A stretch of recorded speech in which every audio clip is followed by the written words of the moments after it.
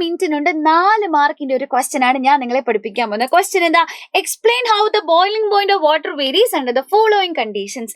താഴെ പറയുന്ന സാഹചര്യങ്ങളിൽ ജലത്തിന്റെ തിളനില എങ്ങനെ വ്യത്യാസപ്പെടുന്നു. അപ്പൊ നമ്മുടെ നോർമൽ ആയിട്ടുള്ള കണ്ടീഷനിലെ വാട്ടറിന്റെ ബോയിലിംഗ് പോയിന്റ് എത്രയാ? തിളനില എത്രയാ? 100 ഡിഗ്രി സെൽഷ്യസ് ആണ് അല്ലെ.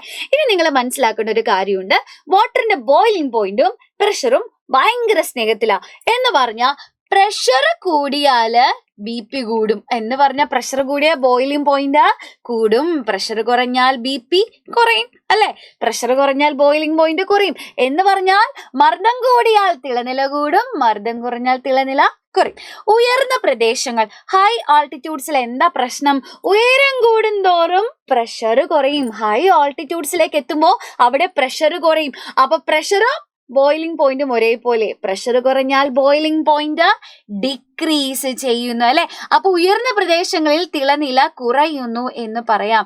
ഇനി സമുദ്രനിരപ്പ്, നമ്മളിപ്പോ ഈ നിൽക്കുന്ന ഈ ഒരു സീ ലെവൽ അല്ലെങ്കിൽ സമുദ്രനിരപ്പിൽ എന്ന് പറയുമ്പോൾ പ്രഷർ നോർമൽ ആണ്.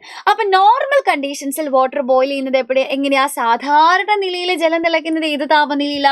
100 ഡിഗ്രി സെൽഷ്യസിലായിരിക്കും. അപ്പൊ സമുദ്രനിരപ്പിൽ 100 ഡിഗ്രി താപനിലയിൽ തിളയ്ക്കും. ഇനി അടുത്തത് ഇൻ വാക്വം കണ്ടെയ്നേഴ്സ്. ആ പേരിൽ തന്നെയുണ്ട് വാക്വം കണ്ടെയ്നേഴ്സ്, അതായത് വായു നിർമ്മാർജിത പാത്രം എന്ന് പറഞ്ഞാൽ അതിനുള്ളിൽ വായു ഇല്ല. നമ്മൾ ഇങ്ങനെ എന്ത് ചെയ്യുക? വായുവിനെ ഫുള്ള് റിമൂവ് ചെയ്തു, എയറിനെ റിമൂവ് ചെയ്തിട്ടാണ് നമ്മൾ വാക്വം കണ്ടെയ്നേഴ്സ് ഉണ്ടാക്കുക. അപ്പൊ അവിടെ എയർ ഇല്ല. എയർ ഇല്ലെന്ന് പറഞ്ഞാൽ അവിടെ പ്രഷർ ഇല്ല, പ്രഷർ കുറവാണ്. അപ്പൊ പ്രഷർ കുറഞ്ഞാൽ ബോയിലിംഗ് പോയിന്റിന് എന്താ സംഭവിക്കുക?